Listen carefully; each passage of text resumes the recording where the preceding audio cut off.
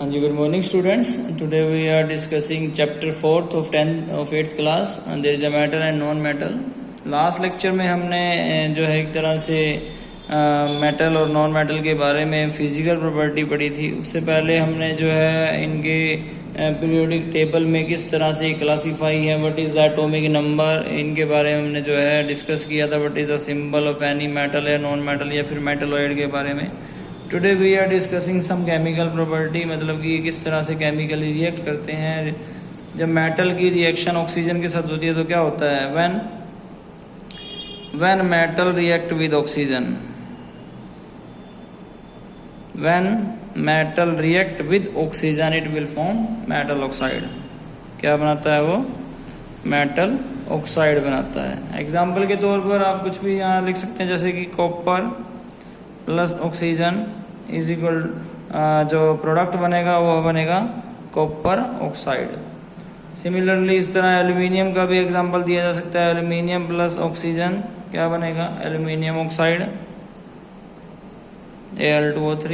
इसी तरह add so on, और भी बहुत सारे एग्जांपल हैं जो हम जो है इसमें ऐड कर सकते हैं।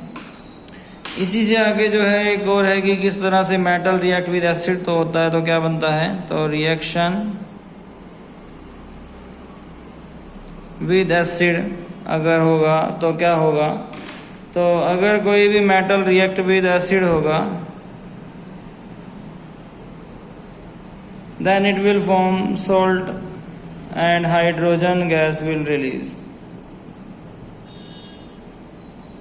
ठीक है, अब उसमें से हाइड्रोजन गैस निकल रही है या निकल रही, इसको चेक करने का एक बहुत बढ़िया तरीका है कि उस रिएक्शन के ऊपर जो स्टीम निकल रही है, जो भाप निकल रही है, वहां पर एक माचिस की तिल्ली जो है ऊपर अगर हम उसके करेंगे तो बॉल यानी कि एक पटाख, जैसे पटाखा लगता है छोटा सा, उस तरह की आवाज से वो जो है तिल्ली बुझ जाएगी।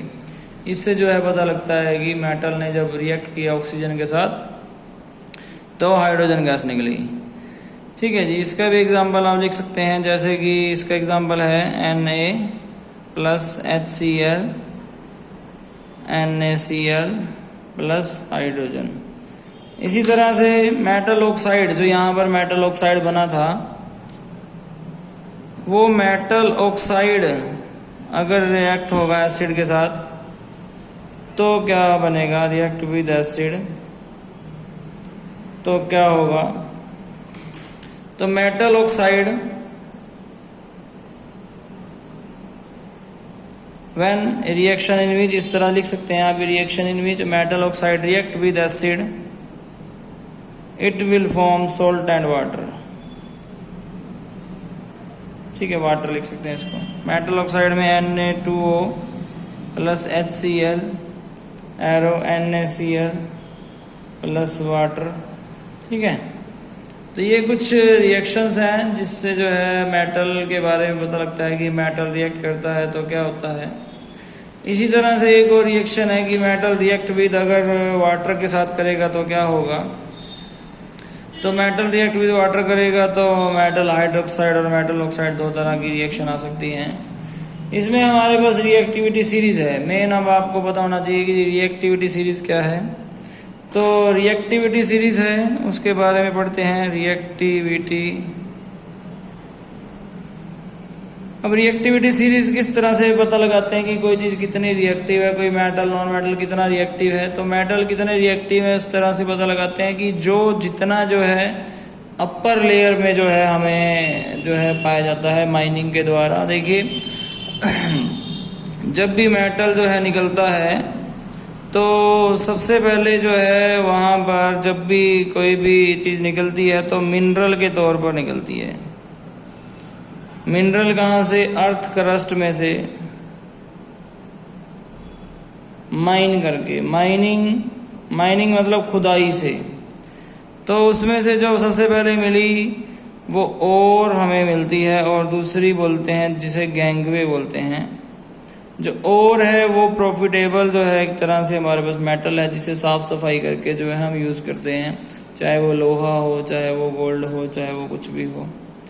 तो जो अपर जितना जल्दी से मिलेगा वो उतना ज़्यादा रिएक्टिव होगा, और जो जितना ज़्यादा रिएक्टिव होगा वो उतने ज़्यादा जो है किसी ना किसी अदर सब्सटेंस के साथ रिएक्ट किया हुआ यानी कि ग्रुप में हमें मिलता है।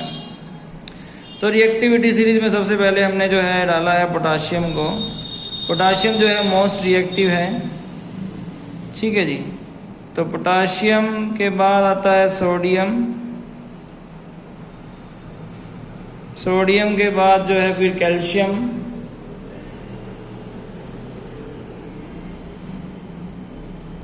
कैल्शियम के बाद जो है फिर मैग्नीशियम, ठीक है, मैग्नीशियम। इसमें एक और बात ध्यान से देखेंगे कि यहाँ पर रिएक्टिविटी सीरीज घट रही है, ठीक है। और एक और बात है कि पोटाशियम का क्या है, पोटाशियम का 19 एटॉमिक नंबर है। इसकी इलेक्ट्रॉनिक कन्फिग्रेशन, एक इलेक्ट्रॉनिक कन्फिग्रेशन भी है जो एलिमेंट के एटॉमिक नंबर को डिवाइड करती है। ध्यान से सुनते रहिए, बिल्कुल इजी है और ये आपकी हायर क्लासेस में यूज होगा, 9th 10th में आगे भी यूज होता रहेगा। जैसे कोई भी एटॉमिक नंबर है तो उसको डिवाइड करना है। एग्जाम्पल के तौर पर मान लीजिए कि ये जो है आपकी कुछ सामान है, कुछ खाने पीने का सामान है या कुछ भी, मान लीजिए आइसक्रीम्स हैं, ठीक है। तो एक शेल है जिसके अंदर जो है डिवीजन होगा, वो शेल है 2, 8, 8, 18, 18, 32 के अंदर जो है इसको सेल डिवीजन बोलते हैं, ठीक है। यहाँ पर इलेक्ट्रॉन्स की डिस्ट्रीब्यूशन होगी, इलेक्ट्रॉनिक कन्फिग्रेशन बनेगी। किस तरह से जो है number of electron in shell के अंदर जो है डिवाइड होंगे, तो ये K, L, M, N इस तरह से OP शेल हैं। तो जो भी मान लो कि मेरे पास 19 नंबर हैं, तो 19 को किस तरह से डिवाइड होगा, पहले को 2 मिल जाएंगे, फिर बचे 17, अगले को 8 मिल गए, फिर बचे कितने, तो 2, 8, 10 हो गए ख़त्म, तो 9 बचे हैं, फिर अगले को 8 दे दिए, 2, 8, 10 और 8, 18 हो चुके हैं ख़त्म। अब 19 के पास 1 बचा तो अगले शेल को 1 दे दिया। तो this is the electronic configuration. ये मैं क्यों करवा रहा हूँ, देयरफॉर कि किस तरह से हम ये भी पता लगा सकते हैं इनसे कि कोई एलिमेंट मेटल है या नॉन मेटल है। जिसके लास्ट शेल में 1, 2 और 3 इलेक्ट्रॉन आते हैं वो मेटल होता है, और अदर देन 3 आते हैं 4, 5, 6, 7, 8, वो जो है वो नॉन मेटल है। तो इसकी ये भी बहुत ज़्यादा इम्पोर्टेंस है कि हाउ वी कैन प्रेडिक्ट कि कोई एलिमेंट जो है मेटल है या नॉन मेटल है, ठीक है। सबको समझ में आ रहा होगा, होप सो। तो इस तरह से इन सब चीज़ों के बारे में हम पता लगा सकते हैं। इसकी इलेक्ट्रॉनिक कन्फिग्रेशन की थोड़ी और भी बात करता हूं मैं, पहले ये रिएक्टिविटी सीरीज को कंप्लीट कर दें। पोटाशियम, सोडियम, कैल्शियम, मैग्नीशियम, देखिए ज़्यादातर हाईली रिएक्टिव कौन है, जिसको कम लूज और कम गेन करने पड़ते हैं, वो हाईली रिएक्टिव होता है। अब कम लूज करने वाला हाईली रिएक्टिव मेटल है और कम गेन करने वाला हाईली रिएक्टिव नॉन मेटल है, ठीक है। और गेन और लूज के बारे में भी अभी हम पढ़ेंगे। तो अभी जो है मैग्नीशियम के बाद आता है एल्यूमिनियम, ठीक है जी। एल्यूमिनियम के बाद आता है जिंक Zn, फिर आता है आयरन Fe लोहा, फिर आता है जी लेड Pb, फिर आता है जी हाइड्रोजन H, फिर आता है कॉपर Cu, फिर आता है जी मरकरी Hg, फिर आता है जी सिल्वर Ag, फिर आता है जी गोल्ड Au। ये सब लेस रिएक्टिव एलिमेंट हैं, ठीक है। ये मोस्ट रिएक्टिव हैं, ये मिडल रिएक्टिव हैं, ये लेस रिएक्टिव हैं, और लेस रिएक्टिव होगा तो किसी से रिएक्ट नहीं करेगा, किसी से रिएक्ट नहीं करेगा तो कोई उस पर जो है एक तरह से लेयर भी नहीं आएगी इतनी जल्दी से। तो इसीलिए इनके जो है आभूषण ज्वेलरीज भी सिल्वर गोल्ड की बनती है। कारण उसका सबसे बड़ा ये भी है कि ये लेस रिएक्टिव मेटल में आते हैं। पहली बात, ये मेटल आते हैं इसलिए ज्वेलरी बनती है। दूसरी बात, इसके लेस रिएक्टिव है इसलिए ज्वेलरी बनती है। तीसरी बात, ये जो है लस्ट्रस है, चमकदार हैं, इसलिए भी इसकी जो है ज्वेलरी बनती है। ठीक है जी। तो ये 3-4 कारण इसके साथ जुड़े हुए हैं, दैट्स वाई ज्वेलरी के तौर पर इसको यूज किया जाता है। उसके बाद हम बात कर रहे थे इलेक्ट्रॉनिक कॉन्फ़िगरेशन की, तो उसके बारे में थोड़ा और आगे की तरफ हम चलते हैं। तो जैसा कि इलेक्ट्रॉनिक कॉन्फ़िगरेशन ऑफ सोडियम है, सोडियम का 11 है, तो इसकी इलेक्ट्रॉनिक कॉन्फ़िगरेशन क्या बनेगी? इसकी इलेक्ट्रॉनिक कॉन्फ़िगरेशन बनेगी 281। तो ये भी एक मेटल है। ठीक है। सिमिलरली जो है अगर क्लोरीन आए जो कि नॉन मेटल है 17, तो इसकी इलेक्ट्रॉनिक कॉन्फ़िगरेशन क्या बनेगी? 287। हाउ?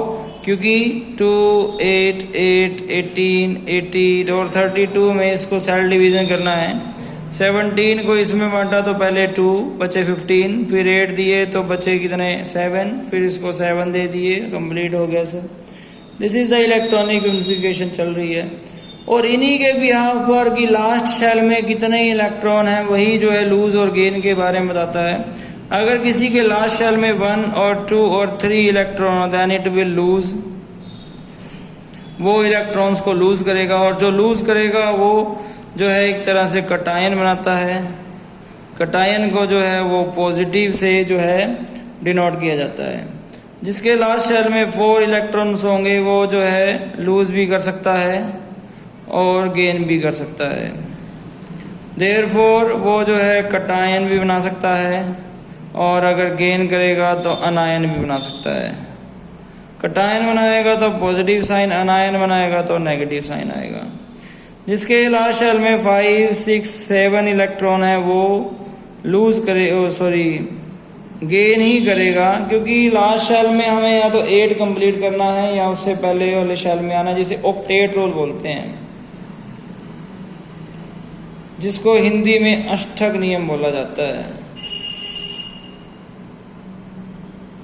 तो यहाँ पर 5, 6 और 7 इलेक्ट्रॉन, 5 वाला 3 गेन करेगा तो 8 हो जाएंगे, 6 वाला 2 गेन करेगा तो 8 हो जाएंगे, 7 वाला 1 गेन करेगा तो 8 हो जाएंगे, 1 वाला 1 लूज करेगा, 2 वाला 2 लूज करेगा, 3 वाला 3 लूज करेगा, 4 वाला 4 लूज भी कर सकता है, 4 गेन भी कर सकता है। ठीक है। तो यहाँ पर आ गया जी लूज करेंगे, गेन करेंगे तो अनआयन बनाएंगे, अनआयन बनाएंगे तो नेगेटिव साइन आएगा। एग्जाम्पल के तौर पर यहाँ पर क्लोरीन है, क्लोरीन 17 है जो कि 2, 8 और 7 है, इसलिए ये जो है 1 गेन कर लेगा, तो इसलिए Cl नेगेटिव होता है। सिमिलरली जैसे सोडियम है, सोडियम 11 है, 2, 8, 1 है, देयरफॉर सोडियम 1 लूज करेगा, इसलिए Na पॉजिटिव दिखा होगा आपने। ठीक है। तो ये सब बातें जो हैं हमें सभी जो है कंफर्म होनी चाहिए कि किस तरह से जो है कोई मेटल और नॉन मेटल किस तरह से रिएक्ट करते हैं, मेटल की किस तरह से रिएक्टिविटी सीरीज है, कौन मोस्ट रिएक्टिव है, कौन लेस रिएक्टिव है, ये सब बातें जो हैं हमें पता होनी चाहिए। फिजिकल प्रॉपर्टी क्या क्या है इनके बारे में भी हमें जो है लगभग कंफर्म होना चाहिए। ठीक है। होप सो आपको सबको समझ में आया होगा। Thank you so much.